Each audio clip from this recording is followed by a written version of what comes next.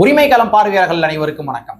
இன்னைக்கான அரசியல் களத்துல நம்ம யார்கிட்ட நேர்காணல் காண போறோம்னா, நமக்கு மிகவும் பரிச்சயமான முகம் திரு ஆதனூர் பேராசிரியர் வே ஸ்டாலின் அவர்கள்ட்ட நேர்காணல் காண போறோம். தோழர் வணக்கம். தோழர் வணக்கம். தோழர் நல்லா இருக்கீங்களா? தோழர் நல்லா இருக்கேன், சூப்பரா இருக்கேன் தோழர், மகிழ்ச்சியா இருக்கேன். நீங்க எப்படி இருக்கீங்க? நல்லா இருக்கேன் தோழர். ஸோ இன்னைக்கு உங்களுக்கு ஃபோன் பண்ணி வலுக்கட்டாயமா ஃபோன் பண்ணி நீங்க ஒரு பேட்டி கொடுத்துதான் ஆகணும் அப்படின்ற மாதிரி அழைத்ததற்கான முக்கியமான காரணம் என்ன அப்படின்னா, உங்களுடைய பார்வை வந்து எப்பொழுதுமே வந்து வேற ஒரு டைமென்ஷன் வந்து இருக்கும். நம்ம பல முறை நம்ம வீடியோ பேசியிருக்கோம், ஒன்னா சேர்ந்து பேசியிருக்கோம். அப்போ உங்களுக்கென்று ஒரு ஐடியாலஜி, உங்களுடைய ஒரு பார்வை என்பது கொஞ்சம் சற்று ஒரு மாற்று கோணத்துல இருக்கும். ஸோ அதன் அடிப்படையில் விசிகா 8 தொகுதி வாங்கியதற்கு பின்பாக உங்கள்கிட்ட நம்ம நேர்காணல் எடுக்கல. ஸோ அதனால இப்போ நான் கேட்கிறேன், விசிகா 8 தொகுதி வாங்கியிருக்கிறாங்க. இந்த 8 தொகுதியில விசிகாவுடைய வெற்றி வாய்ப்புகள் என்பது எவ்வாறு இருக்கும்? நான் எதற்காக இதை உங்கள்கிட்ட பர்டிகுலராக கேட்குறேன்னா, எனக்கு பர்சனலாகவே தெரியும், நீங்கள் கடந்த ஒரு 20 ஆண்டு காலமாக களத்தில் நின்று விசிகாவுக்காக களமாடிய ஒரு நபர். ஒவ்வொரு தேர்தலில் நீங்கள் போய் வேலை பார்த்துருக்கீங்க. நான் கண்கூட நான் பார்த்துருக்கேன். நான் ஒரு 15 வருடம் குறைந்தபட்சம் 2011. ஸோ அப்படிங்கிற பட்சத்தில் கலை யதார்த்தங்கள் என்பது உங்களுக்கு நல்லாவே தெரியும். ஸோ அந்த கலை யதார்த்தத்தின் அடிப்படையில் விசிகா பெற்றிருக்கின்ற இந்த 8 தொகுதிகளில் வெற்றி பெறுவதற்கான வாய்ப்புகள் எந்த அளவுக்கு இருக்கு அப்படின்றத நீங்க பாக்குறீங்க? அதாவது இந்த இடத்துல வந்து நான் திருமாவுக்கு ஒரு சலிட் அடிச்சுக்கிறேன். அவர் பயங்கரமா அரசியல்ல வந்து கேம் சேஞ்சர் தான். ஆனா இதுல அவர் பயங்கரமா கேம் ஆடி இருக்காரு. இந்த எலெக்ஷன்ல கேம் ஆடி இருக்காரு. அந்த கேம் வந்து பார்த்தோம்னா சக்சீடான கேம் தான். சரி, அவர் ஒரு சக்சீடான ஒரு லீடர் தான். அதுல எந்த மாற்று கருத்துமே இல்ல. ஒரு ப்ராமினன்ட் லீடர் கூட சொல்லலாம், அதுல எது மாற்று கருத்து இல்ல. ஆனா அந்த 8 தொகுதியுமே ஜெயிக்க போகுது. அதனாலதான் அவர் நான் சொல்றேன் ஒரு ப்ராமினன்ட் லீடர் அப்படின்றேன். கன்ஃபார்ம் 8 தொகுதி ஜெயிச்சிருவாங்கன்னு சொல்றீங்க? கண்டிப்பா பானை சின்ன 8 தொகுதியிலுமே ஜெயிக்குது. இன்னைக்கு எழுதி வச்சுக்கோங்க. என்னடா புதுசா சொல்றேன், இத்தனை பேர் நிக்க ஒரு பக்கத்து பார்த்தோம்னா பல கட்சி நிக்குது. ஆனா எதனால ஜெயிக்க போறாங்க தெரியுமா? அதுக்கு முக்கியமான காரணம் விஜய் தான். விஜயா? என்னதா அதான் கேட்கிறேன். அதாவது ஆரம்பத்தில் சொன்னமா நீங்க ஏதாச்சும் ஒரு ஏட்டிக்கு முடியாது, அதாவது நீங்க ஒரு மாற்று டைமென்ஷன்ல பார்வை வைப்பீங்க. ஸோ இப்ப விசிகா 8 தொகுதியில் வெற்றி பெற போறாங்கன்னா அதுக்கு விஜயும் ஒரு காரணம் சொல்றீங்களே, அதான் நான் என்ன கேட்கிறேன். அதாவது பல காரணங்கள் இருக்கு. அதுல இந்த எலெக்ஷன்ல வந்து விசிகா 8 தொகுதியில ஜெயிக்கிறதுக்கு முக்கியமான ஒரு ரோல் வந்து பார்த்தோம்னா அது விஜய் வரியால் தான் 8 தொகுதி இன்னைக்கு விசிகா ஜெயிக்க போகுது. அதுக்கு எப்படி காரணம் அப்படின்னு பார்த்தோம்னா, இன்னைக்கு வந்து பார்த்தோம்னா அதிமுகவா இருக்கட்டும், இன்னைக்கு இருக்கக்கூடிய அந்த பிஜேபி அந்த கூட்டணியா இருக்கட்டும், அதுக்கு அடுத்து தனிச்சு நிக்கிற மக்களா இருக்கட்டும், இது எல்லாமே வந்து ஒரு கட்டத்துல வந்து ஒவ்வொரு அணியா 2 அணியா இருந்தது. சரி, புரியுதுங்களா? இன்னைக்கு வந்து பல அணியா இருக்கு. ஒரு உதாரணமா ஒண்ணும் இல்ல, பாட்டாளி மக்கள் கட்சி எப்படி இருந்துச்சு? அன்புமணியும் ராமதாஸ் ஒன்னாதானே இருந்தாங்க. இன்னைக்கு அன்புமணி எங்க நிக்கிறாரு? பிஜேபி கூட்டணியில நிக்கிறாரு. அதிமுக கூட்டணியோட பிஜேபி கூட்டணிலாம் நிக்கிறாரு. இன்னொருத்தர் எங்க நிக்கிறாரு? அம்மா மக்கள், அதாவது சசிகலாவோட சேர்ந்து நிக்கிறாரு. இப்ப ஆட்டோமேட்டிக்கா ஒரு சமூகம் வந்து ஒரு கொத்தாக ஓட்டு போட்ட ஒரு சமூகம் பாட்டாளி மக்கள் கட்சிக்கு. இதுல யாருக்கு ஓட்டு போடுவாங்க? கன்ஃபியூஸ் ஆயிரும், உடஞ்சிரும். அப்ப அதிமுகவுக்கும் போட முடியாது, எதுவும் போட முடியாது. இதுல 2 பேரும் போனதால என்ன அப்படின்னு பார்த்தோம்னா, அங்க இருக்க யங்ஸ்டர்ஸ் ஓட்டு என்ன அப்படின்னு பார்த்தோம்னா, ஆட்டோமேட்டிக்கா இவங்களுக்கு ஓட்டு போறதுக்கு விஜய்க்கு ஓட்டு போயிடலாம்ல. ஓ, அப்படி புரிஞ்சிடுவாங்க. அப்படி ஆட்டோமேட்டிக்கா ஒரு டைமென்ஷன் உருவாயிடுச்சு. அப்ப ஆட்டோமேட்டிக்கா என்ன அப்படின்னு பார்த்தோம்னா, அங்க இருந்து அவரை விஜயால் ஓட்டு எடுக்க முடியும். ஆனா பானை சின்ன நிக்கிற இடத்துல வந்து விஜயால் ஓட்டு எடுக்க முடியாது. அதுக்கு ரீசன் என்ன தெரியுமா? அண்ணன் திருமா வந்து ஒரு 10-15 ஆண்டுகளா மேடையில பேசும்போது அவர் பேசுற வந்து, நீ திமுகவா இருந்தாலும் சிறுத்தை தான், நீ வந்து அதிமுகவா இருந்தாலும் சிறுத்தை தான், நீ பிஜேபியா இருந்தாலும் சிறுத்தை தான், ஏனென்றால் நீ பாதிக்கப்படுகிற போது நான் தான் வந்து நடு ரோட்டில் போராடுகிறேன் என்று பல மேடைகளில் பேசியிருக்கிறார். அவர் கட்சியில இருந்தாலுமே சிறுத்தை தான். ஒண்ணுமில்ல, இன்னைக்கு விஜய் கட்சியில ஒருத்தர் பாதிக்கப்படுறாரு. விஜய் கட்சியில இருக்கிறவர் பாதிக்கப்பட்டாலும் அவருக்காக களத்தில் நின்று போராடக்கூடிய ஒரு தலைவர் திருமாவளவன் தான் இருப்பார். நிச்சயமா, புரியுதுங்களா? அப்ப அப்படி இருக்கிற போது வந்து பார்த்தோம்னா, இந்த 8 தொகுதியில வாழக்கூடிய பெரும்பான்மை மக்கள் அப்படின்னா பட்டியல் சமூக மக்கள் தான். இவங்க ஏறக்குறைய வந்து 30 to 35% ரேஷியோல இருக்கக்கூடிய தொகுதி தான் இந்த 8 தொகுதியுமே. சரியா, இவங்க ஓட்டு போட்டாலே அவங்க சாலிடா ஜெயிச்சிருவாங்க. அப்போ வந்து விசிகா நிற்கின்ற அந்த 8 தொகுதிகளில் பட்டியலின மக்கள் வாக்குகள் ஒருபோதும் சிதறாது. ஏன்னா வந்து அவங்க அண்ணன் திருமாவர்கள் வந்து நம்பி இருக்கனால அது சிதற வச்சுக்கலாம். அப்ப ஆனா இந்த மத்த கம்யூனிட்டி மக்கள் இருக்காங்களே, அந்த மக்களுடைய வாக்குகள் சிதறுவதற்கான வாய்ப்புகள் இருக்குன்றீங்க? கண்டிப்பா. ஒண்ணுமில்ல, அந்த 8 தொகுதியிலுமே வந்து பார்த்தோம்னா பாட்டாளி மக்கள் கட்சி வந்து குறிப்பா வந்து வன்னியர்கள் வந்து ஆதிக்கம் 2 பேர் தான் மெஜாரிட்டியா இருக்கக்கூடிய நிலை. ஆமா. ஆனா அந்த இன்னைக்கு வந்து சுக்குநூறா உடஞ்சிருக்கு. பாட்டாளி மக்கள் கட்சி 2 தகுதியா நிக்குது. அதுல இருந்த தமிழக வாழ்வுரிமை கட்சி நம்ம வேலுமுருகன் இருந்தார்ல, அவர் திமுக இருக்கும்போது அதை அவங்களுக்கு கன்சாலிடேஷன் பண்ணி கொடுத்தாரு. இப்ப அவர் என்ன பண்ணிட்டாருன்னா, அவரு வெளியே போயிட்டாரு. அப்ப அங்கிட்டும் பாட்டாளி மக்கள் அந்த வன்னியர் சமூகம் விட்டு 3ஆ பிரியுது. ஒரு சமூகம் வந்து எப்படி பிரியுது? 3ஆ பிரியுது. அதுக்கு அடுத்து என்னன்னா கிருஷ்ணசாமி, அதுக்கு அடுத்து பார்த்தோம்னா ஜான் பாண்டியன், இவங்க எல்லாம் என்ன பண்ணாங்க? இவங்க எல்லாம் வந்து பார்த்தோம்னா இன்னைக்கு இவர் என்ன பண்ணிட்டாரு? புதிய அவரும் தனியா நிக்கிறாரு, இவரும் தனியா நிக்கிறாரு. நிக்கிறாரு. இதுல 10ஆவதுக்கு நம்ம நாம் தமிழர் அவரும் தனியா நிக்கிறாரு. இதை விட இப்படி பல பேர் தனித்தனி தீவுகளா வந்து உருவாக்கி நிக்கும் போது முதல்ல 2ஆ இருக்கும் போதே அண்ணன் திருமா வந்து 4 தொகுதி ஜெயிச்சாரு. 4 தொகுதி. ஆனா இன்னைக்கு வந்து சுக்குனரா உடையும் போது என்ன அப்படின்னு பார்த்தோம்னா இந்த வட மாவட்டங்கள்ல ஆட்டோமேட்டிக்கா வந்து விசிகா வந்து 8 தொகுதியுமே இதன் அடிப்படையில் ஜெயிக்குது. இந்த பிற்படுத்தப்பட்ட மிகவும் பிற்படுத்தப்பட்ட வாக்களை வந்து கொத்தாக வந்து விஜய் கைப்பற்றுகிறார். சரி, இப்ப நான் இதுல இன்னொரு பார்வை கூட நான் பாக்குறேன். அதாவது ஒரு 2 நாட்களுக்கு முன்பாக திருமாவர்கள் ஒரு மேடையில பேசுகின்ற பொழுது என்ன சொன்னார்னா, நான் வந்து தொகுதி பங்கீடு பேச்சுவார்த்தையின் போது கேவி குப்பம் தொகுதி வந்து நான் கேட்டேன். அப்ப அந்த கேவி குப்பம் தொகுதியில இன்னொரு பட்டியல் சமுதாயத்தினுடைய ஒரு தலைவர் வந்து போட்டி போடுறாரு. சோ அதனால அந்த தொகுதி நீங்க எங்களுக்கு கொடுத்தீங்க அப்படின்னா பட்டியல் சமுதாய மக்கள் என்ற ஒரு கான்ட்ராடிக்ஷன் வந்து உருவாகும். அந்த கான்ட்ராடிக்ஷனை நான் விரும்பல. அதனால எனக்கு அந்த தொகுதி வேணாம் அப்படின்னு சொல்லி அண்ணன் திருமாவர்கள் கேவி குப்பத்துல இன்னொரு பட்டியலின தலைவர் போட்டி போராடுற காரணத்துக்காக அந்த தொகுதியை வேணான்னு சொல்லி விலகுறாரு. அப்ப அண்ணன் திருமாவுடைய பெருந்தன்மை வந்து இந்த இடத்துல வந்து ரிஃப்ளெக்ஷன் ஆகுது. அப்ப என்ன ஆகும்னா, கேவி குப்பத்துல அண்ணன் திருமாவர்கள் வேணாம், எனக்கு தொகுதி வேணாம் என்று சொன்னதனுடைய நீட்சி பானைச்சினம் எங்கெல்லாம் போட்டி போடுறாங்களோ அங்கெல்லாம் ஒட்டுமொத்தமாக பட்டியலின மக்களுடைய வாக்கு என்பது கொத்தாக விழும். மாற்று சமுதாயத்தின் அது கேவி குப்பத்துல போட்டி போடுகின்ற அந்த கட்சியுடைய தலைவருடைய கட்சிக்காரங்க பானைச்சினம் போட்டி போடுற தொகுதியில வந்து இருப்பாங்க இல்லையா? அப்ப அவங்க என்ன பண்ணுவாங்கன்னா, திரும்ப வந்து அங்க வந்து நம்ம தலைவருக்காக விட்டு கொடுக்குறாருல, அப்ப நாம இந்த இடத்துல அண்ணன் திரும்ப விட்டு கொடுத்துடக்கூடாது. சோ இந்த ஒரு பேட்டர்னை வந்து அவர் கையை எடுத்திருக்காருன்ற மாதிரி நான் பாக்குறேன். இல்ல அதான் நான் உங்களுக்கு சொன்னேன், இந்த எலெக்ஷன்ல வந்து அண்ணன் திரும்ப வந்து பொலிட்டிக்கல் கேம் சேஞ்சர் அப்படின்னா பார்த்தோம்டா, அவங்க 8 கொடுத்தாலும் கூட நிறைய தொகுதி ஜெயிக்க போறாங்க, நிறைய லீடர்ஸ் ஜெயிக்க போறாங்க. அதான் நான் சொன்னேன் இந்த இடத்துல. அது வந்து பார்த்தோம்னா இன்னொரு விஷயம் என்னன்னா, அண்ணன் திரும்ப வந்து தலித் தலைவரை எந்த இடத்துலயுமே அவர் விமர்சனம் பண்ண கிடையாது. இது வரைக்கும் 1990 அவர் தலைமையேற்றல இருந்து 2026 வரைக்கும் அவருடைய ஹிஸ்டரி எடுத்து பாருங்க. ஏதாவது தலித் தலைவரை அவர் எந்த இடத்துல அவதூறா பேசுறதும் கிடையாது, அவதூறா பேசவும் மாட்டாரு. ஆனா மத்த தலைவர் பேசுவாங்க. திரும்ப வந்து அதனாலதான் இன்டெலெக்சுவல் பர்சன், அதனாலதான் அவர் வந்து ஒரு நல்ல ஒரு ப்ராமினன்ட் லீடர் அப்படின்னு நான் சொல்றதுக்கான காரணம் அதான்.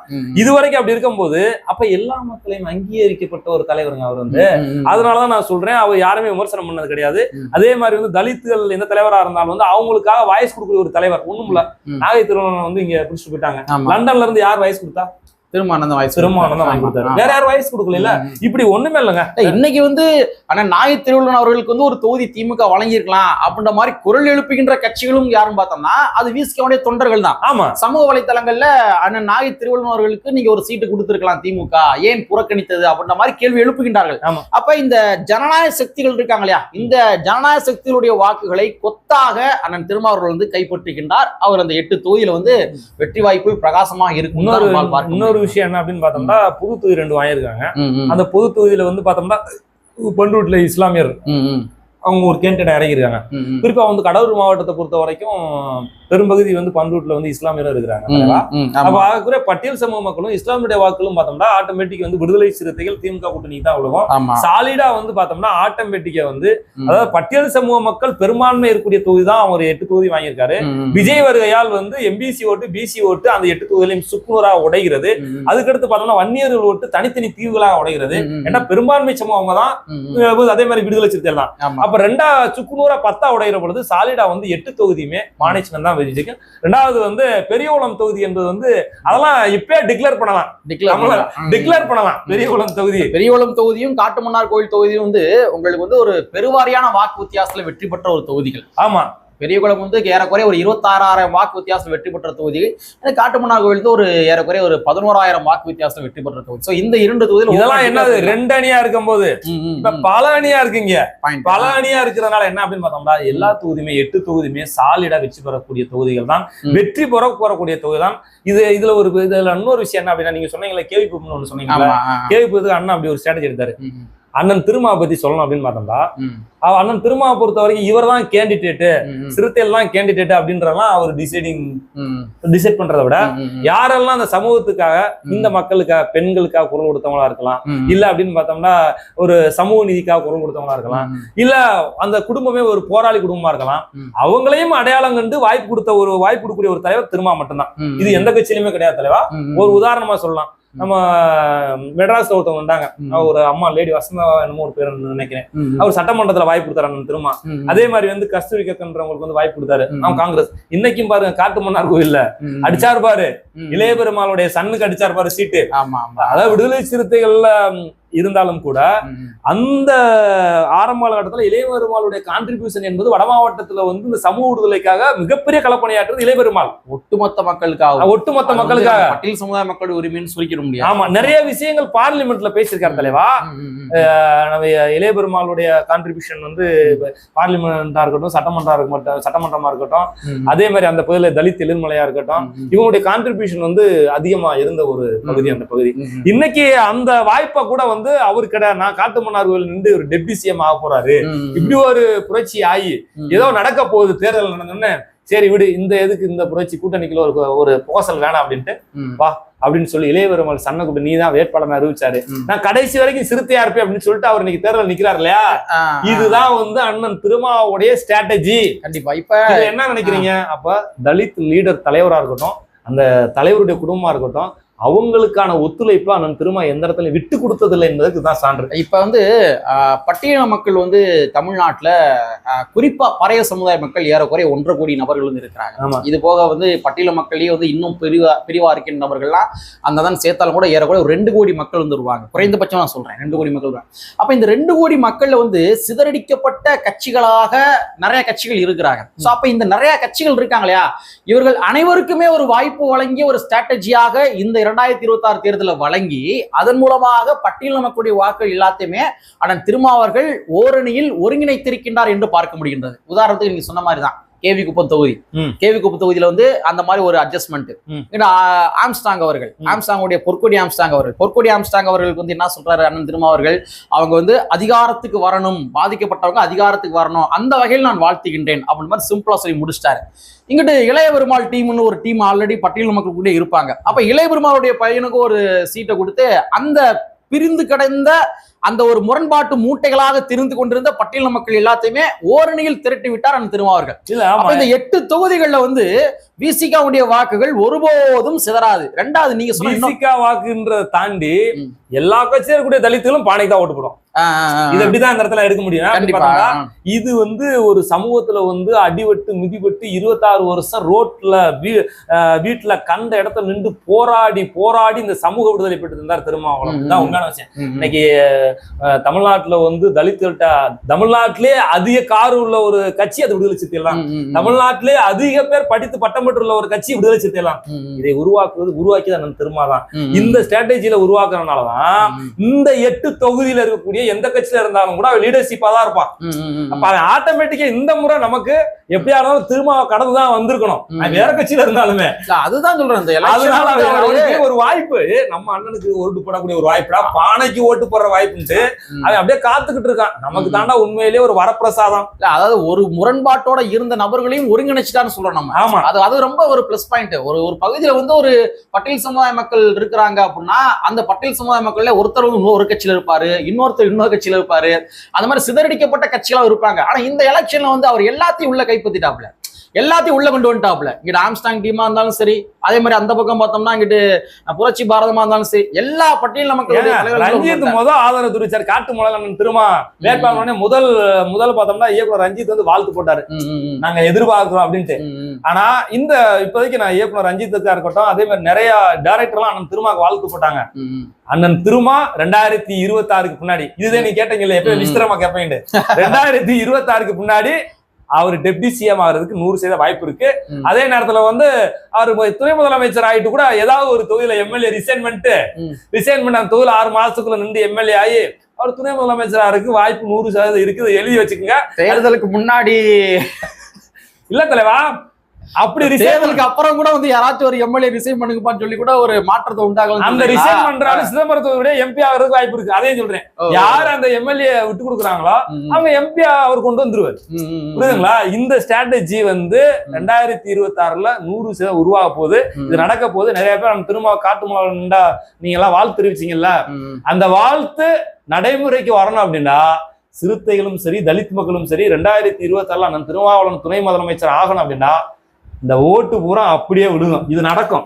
சரி இதை ஏன் சொல்றேன் அப்படின்னா முன்கூட்டியே சொல்றேன், அண்ணன் திருமா துணை முதலமைச்சருக்கு 100% வாய்ப்பு இருக்கு. சரி, ரொம்ப மகிழ்ச்சி. பல்வேறு வகையான தரவுகளை பகிர்ந்துக்கிட்டீங்க. குறிப்பா சொல்ல போறாதா, தேர்தலுக்கு பின்பாக அண்ணன் திருமா அவர்கள் துணை முதலமைச்சர் அவருக்கான வாய்ப்புகள் இருக்குன்னு சொல்லியிருக்கீங்க. ஆனா அது எந்த கட்சி, எந்த கூட்டணி, அதெல்லாம் நம்ம அதுக்கப்புறம் விவாதிப்போம் சொல்லி என்பதனை கூறிக்கொண்டு நிறைய டேட்டா ஒரு ஸ்ட்ரக்சரைஸ்டா வந்து சொல்லியிருக்கிறீங்க. அங்கிட்ட வந்து பட்டியல் மக்களுடைய வாக்களை ஒருங்கிணைத்த ஒரு விதமும் சரி, அதுக்கப்புறம் வந்து இந்த 8 தொகுதிகளை வெற்றி பெறுவதற்கான வாய்ப்புகள் எந்த அளவுக்கு இருக்குது அப்படின்றது சரி, ரொம்ப ஒரு யூஸ்ஃபுல்லான தரவுகள். நிறைய அரசியல் என்பது திடீர்னு எடுக்கப்படுகின்ற முடிவுகள் தானே. என்ன வேணாலும் எப்பனாலும் எந்த நொடி பொழுது வேணுமானாலும் என்னால் நடக்கலாம் என்பதனை கூறிக்கொண்டு கற்பி ஒன்று புரட்சி செய்யும் புரட்சி அம்பேத்கருடைய வரியை கூறிக்கொண்டு நிறைவு செய்கின்றோம். நன்றி, வணக்கம்.